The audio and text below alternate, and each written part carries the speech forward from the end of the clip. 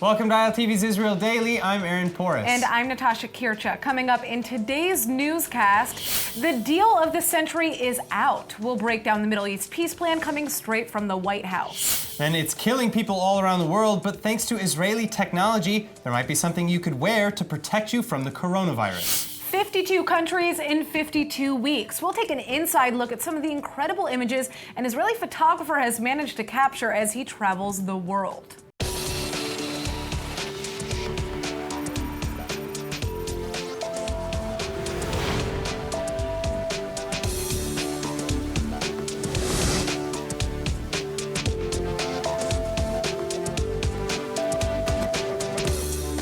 Now first, some breaking news before we begin. Anger over the Trump peace plan seems to have already devolved into violence, as Israeli security has prevented an attempted stabbing attack on the Temple Mount in Jerusalem. 2 Palestinian suspects have been arrested now, one armed with a knife. No injuries have been reported. Now moving on, peace to prosperity, a vision to improve the lives of both the Palestinian and Israeli peoples. That's what the United States has now laid out in its long-awaited 180-page peace plan. And as expected, the Middle East peace plan is being received with very mixed emotions. U.S. President Donald Trump says that he's created the peace deal of the century, but not everyone agrees. So what's inside it? Here's the breakdown. First off, Trump's Mideast peace deal calls for the establishment of a state of Palestine. This map will more than double the Palestinian territory and provide a Palestinian capital in eastern Jerusalem, where America will proudly open an embassy.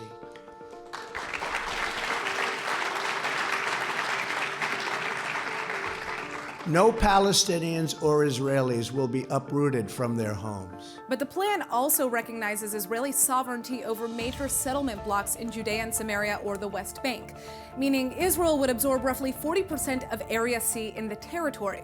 Now, with the way that the territory is divided up, 97% of the Palestinian and Israeli people living there wouldn't have to move and would retain their respective citizenships.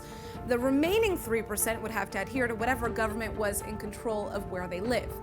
Still, the deal simultaneously calls for a 4-year freeze in new Israeli settlement construction, during which time the details of the full deal would be negotiated. Yet, it's unclear if that freeze will extend afterwards. What is certain, though, is that according to the deal, Israel would extend sovereignty to the Jordan Valley and maintain military control over the entire region. But Palestinians would have freedom of transportation between Gaza, the West Bank, Jordan, and beyond. Here's the catch. The Palestinian Authority would be demilitarized and must retake control of the Gaza Strip from terror groups like Hamas and the Islamic Jihad. Now, all Israeli captives and remains would then have to be returned, and Israel would have to release Palestinian prisoners that haven't been convicted of murder or attempted murder. Judea and Samaria, or the West Bank, would then be connected to Gaza through a mix of roads and tunnels. My vision presents a win-win opportunity for both sides, a realistic 2-state solution that resolves the risk of Palestinian statehood to Israel's security. So what would happen to Jerusalem? Well, the holy sites would be under joint control, but worshippers of all faiths would be allowed to pray at any site, including the Temple Mount. The city as a whole would be under Israeli sovereignty, but the Palestinian Authority would be allowed to set up government in the eastern half as its capital too. Now the question is, will both sides accept this deal? So now that the United States Peace to Prosperity plan is out, how are the Israelis reacting? Well, Prime Minister Netanyahu says that he's planning on starting the annexation process as soon as he's allowed, and his rival Benny Gantz has already vowed to work on the plan's success as well. That's right, most of Israel's top politicians are on board to give President Trump's peace deal a fair shot. I hope that the Palestinians embrace this and build with Israel a future of prosperity and peace. I also hope that our other Arab neighbors embrace your vision and forge a path of reconciliation with Israel that can create for all of us a brilliant future. Defense Minister and New Right Party Chief Naftali Bennett, on the other hand, says he will never accept a Palestinian state, let alone cede land to it. כי ארץ ישראל חשובה מבחירות. שיהיה ברור, לא נאפשר שממשלת ישראל תכיר במדינה פלסטינית בשום מצב, ולא נאפשר שישראל תמסור ולו סנטימטר של אדמה לערבים. Israelis on the street, meanwhile, are also apprehensive, but for a range of reasons. A poll released Monday has found that 45% of Jewish Israelis are against unilateral annexation of any territory in Judea and Samaria or the West Bank. And the other 55% is totally split on what to do, ranging from support for annexing some of Area C, which is already under Israeli control, to annexing 100% of the West Bank entirely. Over half of the respondents do believe in some sort of negotiated two-state solution, though.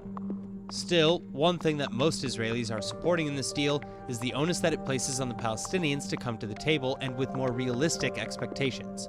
As Prime Minister Netanyahu explains, this is a revolutionary change from previous proposals. We will also remember January 28th, 2020, because on this day, you became the first world leader to recognize Israel's sovereignty over areas in Judea and Samaria that are vital to our security and central to our heritage. And on this day, you too have charted a brilliant future for Israelis, Palestinians, and the region by presenting a realistic path to a durable peace.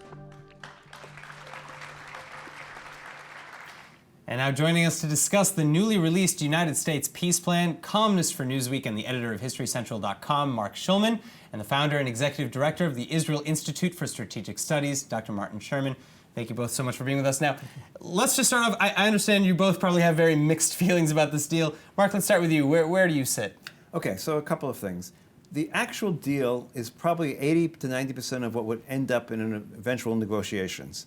If Israel and the Palestinians negotiated from their concerns, we probably end up 80 to 90% of where this deal came to. Excuse me, why are you interrupting? All right, come on, continue.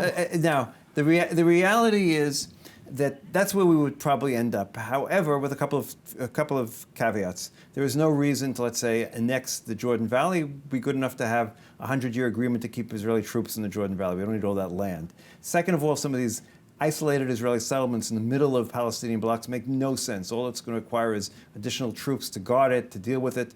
Definite mistake and wouldn't happen. All right, and now number Martin. number three, there is no provision really at all for the refugee problem. It talks about the world having this big problem with refugees at the moment. We really can't deal with the refugee problem. Okay, is what Martin, it says what in the is your agreement. take? Well, I'm not quite sure what universe Mark lives in, but I don't think there's any chance that the Palestinians, under any circumstances, would agree to sovereignty over the Jordan Valley. And you need sovereignty over the Jordan Valley because you don't know what's going to happen in a few decades' time. That's one thing. The second thing is that, you know, my attitude to the agreement is somewhat ambivalent. Because on the one hand, you have a lot of positive things, like the annexation of territory or the extension of sovereignty to territory, Jerusalem, which the Palestinians would never have agreed to anyway, extending sovereignty over the main settlement blocks. But there are serious problems. Like, for instance, if the agreement is implemented, and Gaza is, for instance, demilitarized, who's responsible for the defense of Gaza? Because you must remember, Gaza borders a very, very brutal place called the Sinai Peninsula, where jihadi warlords are. Well, the idea was that either Egypt or the Palestinian Authority or another organization that Israel would agree to, according to the deal. That's what it says. Yeah, would be allowed to govern. That's the point. Actually, in overall, I'm for accepting the deal, but only because it gives positive benefits to Israel, and all the prospective benefits to the Palestinians will never materialize if the deal is implemented. So basically, the way what it you're is. saying is that there's no chance that anything will happen with this deal? Do you think the Palestinians will accept what the Well, do you think something could change within the next 4 years? Okay, because there is that four years, window. of course, is a long time. And who said it's 4 years? Well, you know, let's be honest. There's a 50-50 chance. Let's leave it at that. That Trump won't be reelected, right? So if someone else comes from the Democratic side, who knows what the result will be in terms of 4 years, 8 years? It doesn't make a difference. Look, the Palestinians have never accepted any peace plan until now. I mean, they could have had a much better deal, including if they would have taken Barak's deal. Although this is very close to Barak's deal, actually. They certainly would have had a better deal with Olmert without a doubt. But they have not been interested because they want to. They haven't willing to accept the fact that we're here to stay. That's the bottom line. And of course, nothing is dealt with the issue of the refugees, which needs to be dealt with them to discuss how. What would you suggest about the refugees? What I suggest with refugees? I think the refugees need to come into a Palestinian state, and the world has to give. And how's the Palestinian state going to cope with that? With the money that the world is going to give to it. Oh yes, but see what they've done with the money that the world's already given them. The Palestinian Authority in Gaza were among the highest recipients, amongst the highest recipients of international aid, and we see how wonderfully that worked out. Your view. Look, my view is very simple. I do not believe that we're going to reach peace anytime, probably in my lifetime. But I'm still hopeful that we can try to work towards it. I don't want us to do anything that will close that door. And that's the question to me. In other words, the problem I have with this plan is it puts permanent Israeli settlements in the middle of populated Arab areas, which is bad for eventual peace. And as far as I'm concerned... Why aren't Arab settlements in the middle of Israel bad for peace? If you see peace, why can there be Arab settlements in a Jewish state and not Jewish states in Palestine? I know the answer, but do you dare articulate that answer? What do you mean dare articulate? Why is that a positive problem for peace? Because at the moment we're not talking, the Arab citizens of Israel are exactly that, Arab citizens of Israel. The idea here is not to make the Jews who are sitting in the middle of this Palestinian state Jewish citizens of the Palestinian state. They want to remain Jewish citizens of Israel and yet live in the middle of the Palestinian state where we have to defend them and go to the... We can negotiate that in 100 years' time. Okay, but that is the reason why this is a problematic agreement if it comes about. But it's not so terrible if it all comes about. But it's not all going to come about. What's going to happen right now is we're going to not enter any sort of negotiations because the opening point, and this is the biggest problem with this plan. This plan, like I said, could have come about through negotiations, but instead it was imposed. And it's imposed in such a way that the Palestinians could never accept it the way it's currently given. It's been imposed because the Palestinians would never accept anything else. The Palestinians have been negotiating for 3 decades.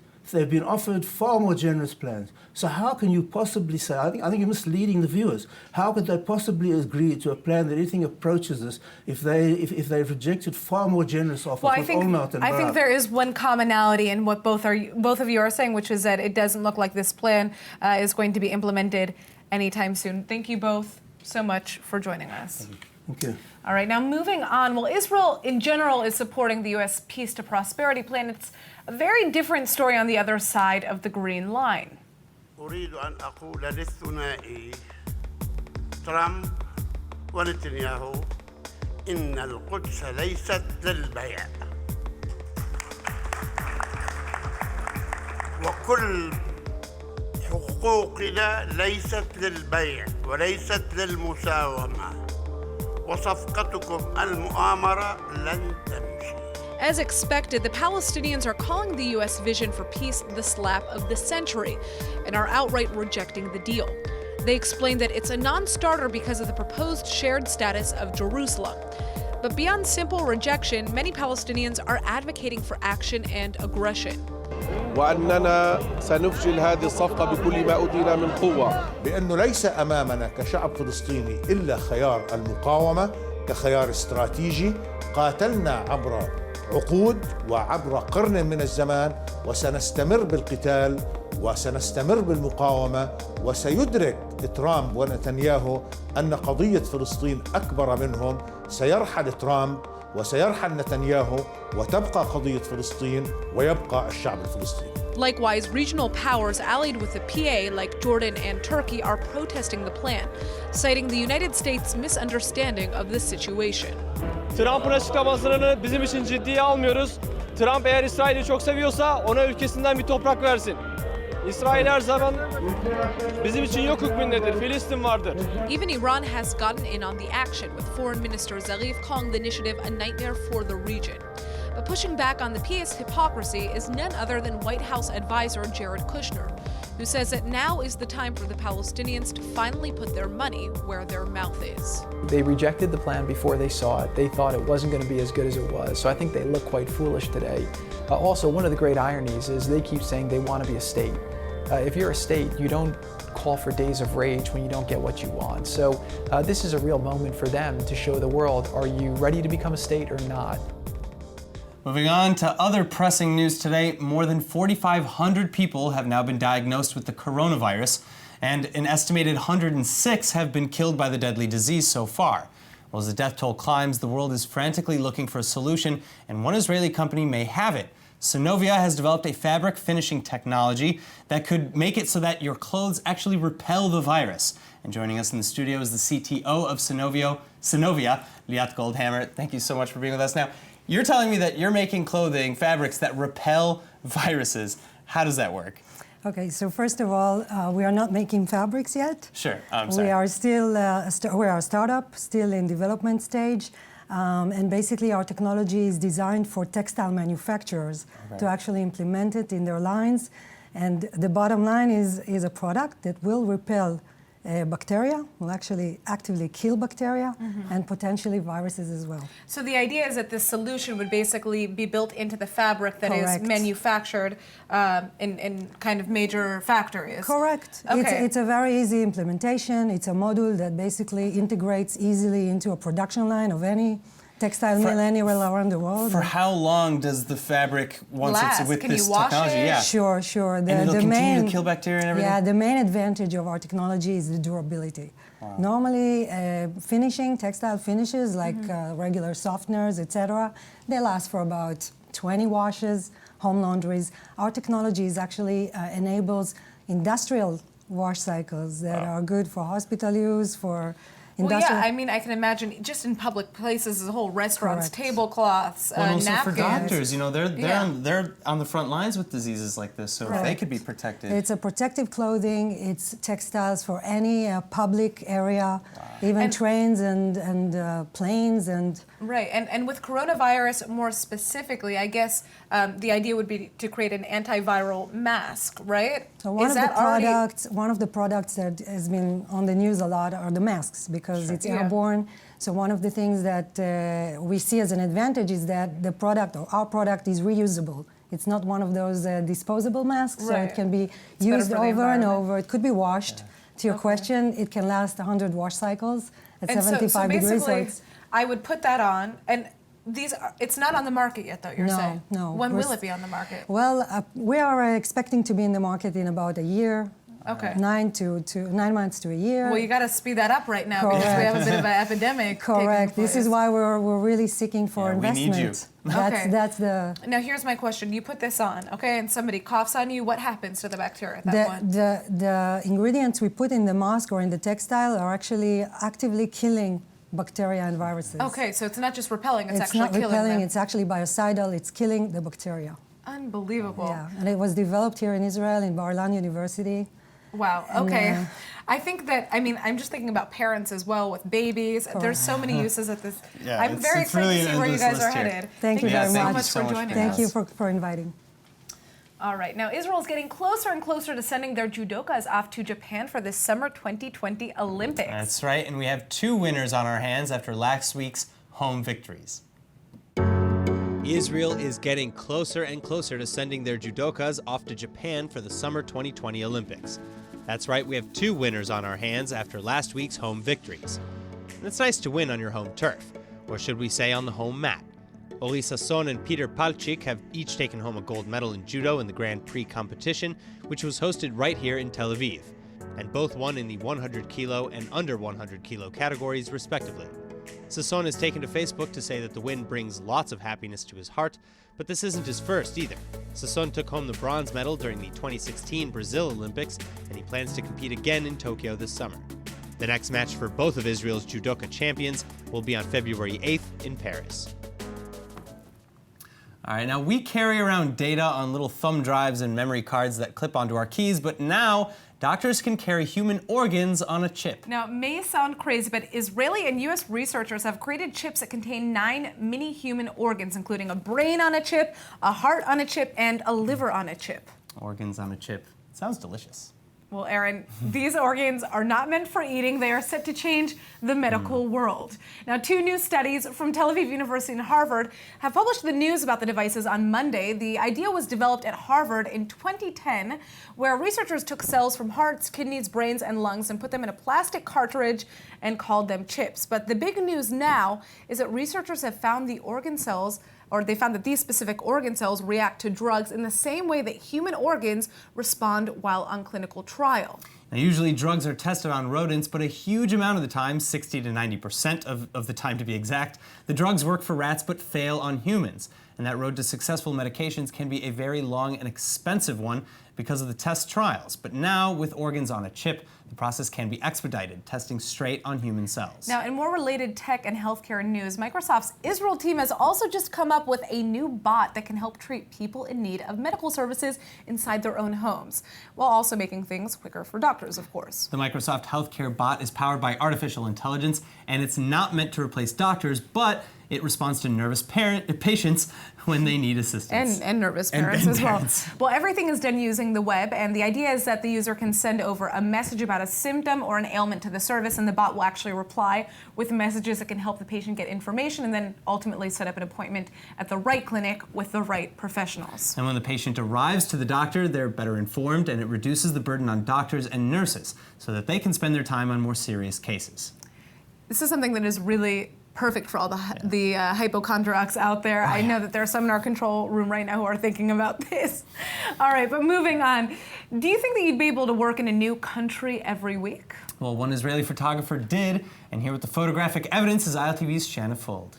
Hi, so this might be the biggest photography project of the year. 52 countries in 52 weeks. This is Elon Rogers, and this was actually started out as a personal project for him, and it turned into something that he made for work. He was having a 40th birthday party for himself by going around the whole world with his camera. That's an awesome birthday gift to oneself. And that's a lot of travel to do where in did he 1 year. visit? So he visited a bunch of places, but my favorites that he took photos of were Slovenia, New Zealand, Denmark, and Vietnam. These were a handful that really stood out to me when I saw those photos. Wow. Interesting. So how did he manage to do all this financially? Because that's a lot of different places in a very short period of time. So I think about the flights and... I actually spoke to him on the phone, and he said that he did this in under $2,000 per month. So he was able to save that up in advance, and he said he just took the cheapest flights. He would leave places on a whim. He would grab those in-between seats. When you're traveling alone, you can squeeze yourself in places. A little bit more leeway. That's fair, that's fair. And so I guess what I want to ask is just kind of what it was like for him as an Israeli to travel. Did he kind of feel like he was representing the state of Israel in any way, or he was just a traveler? So he said that it didn't start out that he thought he would be a representative of Israel, but once people started asking him everywhere he went, where are you from and where do you live, and he started explaining about Israel, he said he got such an outpouring of excitement and curiosity from people saying, wow, that's a place on my list of places that I would like to go. Can you show me pictures of it? Right. And he made a joke with me on the phone that he was a teen ambassador for Israel. And a teen ambassador at 40 years old. Clearly. No, when he was a teenager, he was an ambassador. Okay. And the experience came back and helped him out at his 40th birthday. Very, very So, cool. all right, my last question is, what is he planning to do with all these photos? Yeah, it's our exhibition. So he would like to make an exhibition, and he asked me to note that if there are any gallery spaces that want to host him, he will do it for free because he's so passionate about this project. And he is going to be releasing one photo from each country every week on his website, which is elonrogers.com, and on his Instagram, which is elonrogers.official. And every week you can expect a new scene from him. Very cool. Well, it's amazing to kind of see the world through his eyes. Yeah, these are gorgeous photos. Yeah, and he's very inspiring. Maybe Very need to do that ourselves, right? Absolutely. Thank you for joining us. You're welcome. All right, well, let's take a look at the weather forecast. Tonight should be cool and cloudy with a chance of rain and a low of 46 or 8 degrees Celsius. And then tomorrow you can expect some scattered showers in the north, but it'll be mostly sunny from central Tel Aviv to southern Eilat with highs around 62 or 17 degrees Celsius. And now before we go, let's take a look at what's going viral in Israel on tubing.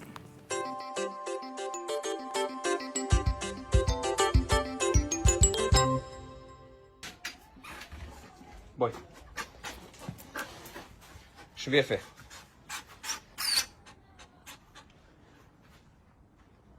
ארצה. שבי. שפן. קנגרו. אחורה. אחורה. So well trained. שבי. ארצה. I think the best part about that Israeli training, is I how the dog guess. is talking to him the entire time. Well, yes, Just it's a talking. nice It's little like, dialogue. all right, I'm doing it. Relax. But with that said, that is it for today's news. Today's exchange rate is 3.46 shekels to the American dollar, For more news from ILTV, please like ILTV on Facebook, follow us on Instagram, and subscribe to our YouTube and Roku TV pages. I'm Aaron Porras. And I'm Natasha Kirchak. Thanks so much for watching.